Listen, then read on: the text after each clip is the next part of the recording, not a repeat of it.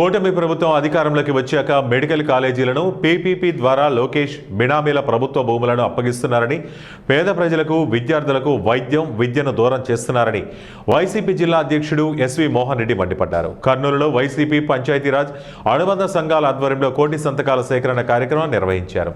కూటమి ప్రభుత్వం ఇప్పటికే 2 లక్షల కోట్ల అప్పు చేసి మెడికల్ కళాశాలల నిర్వహణకు 5 కోట్లు కూడా పెట్టే పరిస్థితి లేదని చంద్రబాబు చెప్పడం సిగ్గుచేటని, అమరావతి డేటా సెంటర్ పేరు చెప్పి వేల కోట్లు ఖర్చు చేస్తూ మెడికల్ కళాశాలను లోకేష్ బినామీలకు అప్పగించారని ఆరోపించారు. భారతదేశంలో ఏ రాష్ట్రంలో తేలినటువంటి 17 మెడికల్ కాలేజీలు గవర్నమెంట్ తరఫున తీసుకొని వచ్చి 17 మెడికల్ కాలేజీలు స్టార్ట్ చేసి 5 మెడికల్ కాలేజీలు కంప్లీట్ చేసి అవి రన్నింగ్లోకి తీసుకొని వచ్చి మళ్ళీ 2 మెడికల్ కాలేజీ కూడా అబౌట్ స్టార్ట్ ఉన్నాయి.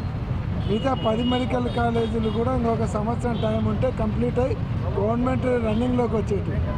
అటువంటిది తెలుగుదేశం పార్టీ అధికారంలోకి వచ్చిన తర్వాత ఈ 12 మెడికల్ కాలేజీలను కూడా వాళ్ళ బినామీలకు ఇచ్చుకొని దాదాపుగా 8,000 కోట్ల విలువైనటువంటి మెడికల్ కాలేజీల ఆస్తులను లోకేష్ గారు బినామీలను పెట్టుకొని ఆయన దీనిలను సొంతం చేసుకోవాలని ప్రయత్నం చేయడం జరుగుతూ ఉంది.